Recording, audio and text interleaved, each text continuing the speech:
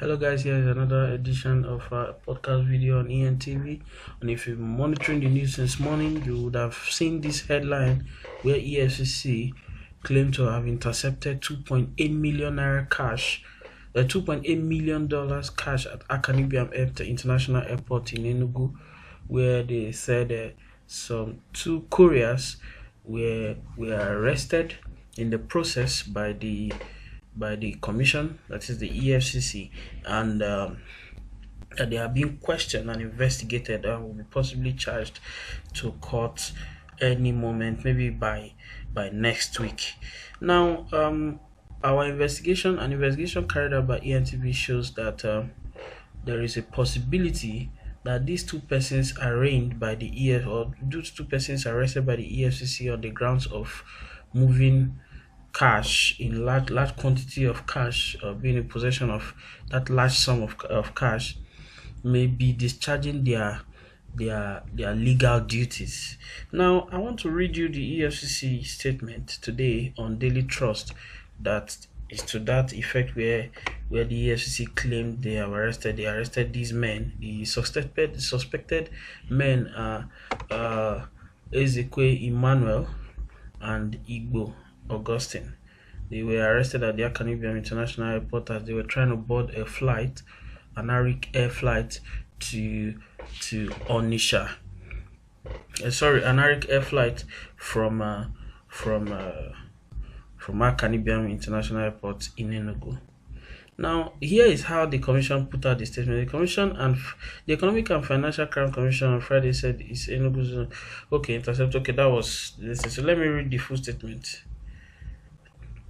The suspects, namely Igbo Augustine and Ezekwe Emmanuel, allegedly working for a company, Bankers Warehouse, were nabbed based on intelligence reports.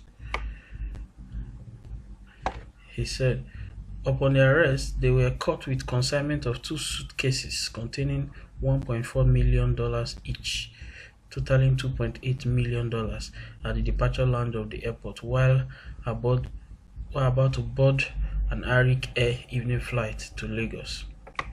Orilade, who is the spokesperson of the EFCC, said during interrogation, the suspect confessed that they have been in the business of conveying cash for some notable banks for over 6 years and were in the process of doing same for Union Bank PLC located at New Market, Onitsha, Anambra State, where they were caught.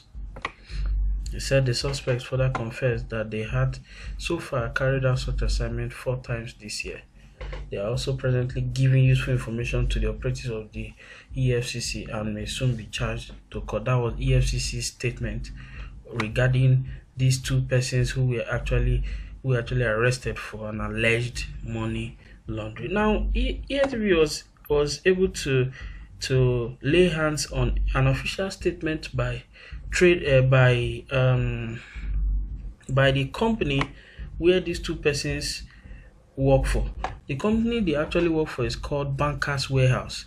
Now, this Bankers Warehouse is a company that actually help bankers or banks, top banks in Nigeria, to move large sum of cash, through their operatives who are identified by them using an identity card, to legally move cash. They have the license, from the government to move large sum of cash for banks. Now, if that is the case, it means these men may be on official duty and they are discharging their legitimate duties. So why then did the EFCC, intercept them and get them arrested, and now are putting out a statement claiming that they had arrested money launderers? Now, I'm going to read you a statement by Bankers Warehouse earlier today to the CBN, which is the Central Bank of Nigeria, where they actually asked the CBN to wade into the matter and try to address the issue so that they don't risk the lives of their staff. Because as it stands, the lives of these staff, of these men, are at stake since their identity is supposed to be anonymous because of the nature of their job. Now, Bankers Warehouse Limited had issued a statement today to the Deputy Governor of the Central Bank of Nigeria, his office at Gariki in Abuja, and they said it, attention DG Adeshunbi, He said EFCC confiscation of goods in transit with bankers warehouse. I'm going to be reading directly what their statement says here. He said, we want to convey to you that once again we are facing a challenge with one of the security agencies, this time the EFCC, who detained our couriers yesterday evening while attempting to board an Arik air flight from Enugu to Lagos, conveying currency on behalf of Union Bank. They were transporting US dollars. So apparently this is not the first time this is happening. Apparently this bankers have had this clash and this kind of issue with other security agencies, and this time around they are having it again with the EFCC, and they are trying to see how it is corrected. He said when requested, they presented their identity cards, identifying themselves as bankers warehouse employees on official CIT movement, and also provided the letters of authority issued by the bank covering that movement. Despite the information provided, the EFCC insisted on detaining our employees, taking possession of our goods, and threatening to confiscate the currency without making themselves available to our senior managers or other agencies familiar with our movements. This evening, our attention has been drawn to an article in the Daily Trust Online, as well as the EFCC website, where they now quoted the website, that's the URL of the website, where our staff have been paraded as suspected money launderers, exposing the identity of our client and portraying our company in not just a negative but criminal light. We seek your intervention as our regulator to address this issue of constant harassment of our staff by security agencies, which constitutes a risk that could threaten the lives and safety of our employees and the cargo they are tasked with conveying. Also, kindly recall that the CBN had previously called a meeting of stakeholders regarding this issue in the past. It may be prudent to engage the stakeholders once again to provide clarity on the legitimacy, coverage, and mode of operations of registered CIT operators.